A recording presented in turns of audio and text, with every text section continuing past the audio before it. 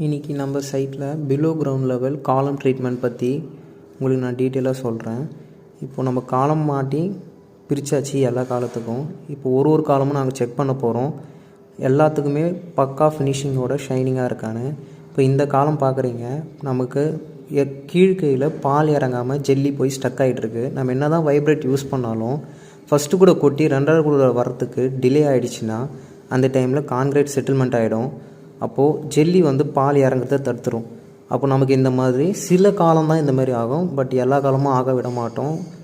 சில காலம் தான் இந்த மாதிரி நமக்கு பால் கீழே இறங்காமல் இருக்கும், அப்படி ஃபினிஷிங் வராமல் இருக்கும். ஸோ அந்த இடத்துல நம்மளால் வாட்டர் லீக்கேஜ் உள்ளே இறங்கும். பிலோ கிரவுண்ட் லெவலில் கரையான், வாட்டர் லீக்கேஜ் நம்ம காலத்தை அஃபெக்ட் பண்ணுற ரீசனே இது ஒன்று தான். இப்போ இதுக்கு எப்படி ட்ரீட்மெண்ட் பண்ண போகிறோம், ட்ரீட்மெண்ட் பண்ணதுக்கப்புறம் இந்த காலம் எப்படி இருக்குன்னு நான் காட்டுறேன்.